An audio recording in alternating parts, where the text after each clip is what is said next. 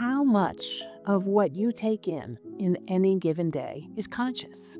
Sadly, not a lot. We are all so deeply influenced by the collective unconscious. When we realize the extent to which we are hanging out with that information from that particular field of awareness, it can be really disempowering. So the question becomes, is there a way to operate in a more conscious way? And I think I have some ideas to share with you. So, the unconscious. I can't remember the exact percentage that, was it Freud said we operate at about 94% of what we do is unconscious. What we think is unconscious, and about 6% is conscious.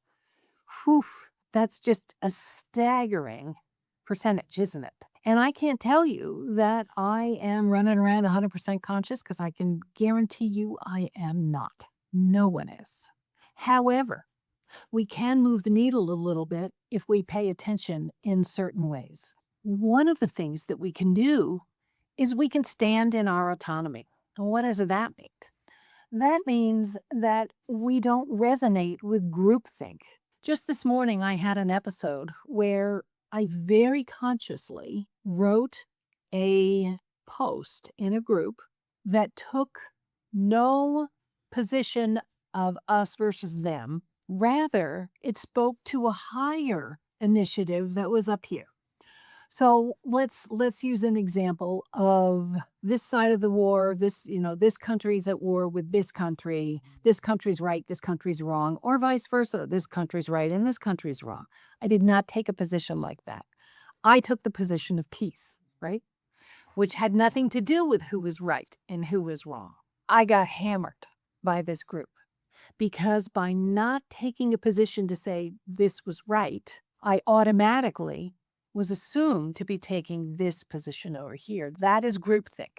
The first person responded with blah, blah, blah. How can you take this side? Which I did not say. And then 5 other people in the group jumped on board to say, how can you do this? Not what I did. I was up here. Groupthink is easy, and it's largely unconscious. It's moving into reaction without actually taking into account what was thought, what was said, or what the intention was behind the words. So the invitation here is to take a piece of information and sit back and reflect on it, to say, what is really being said here? And how can I respond in a way that consciously engages with what was shared? It takes quite a few things. And one of the things that it takes, that is one of my favorite mini energy hacks, is to be present to myself.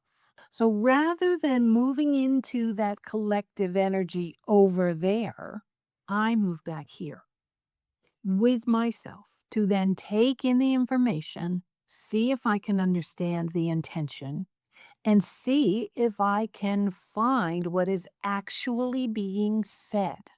When I move back to myself, I do it in a couple of ways. One, I put my feet flat on the floor, because in so doing, I am anchoring my body into right here and right now.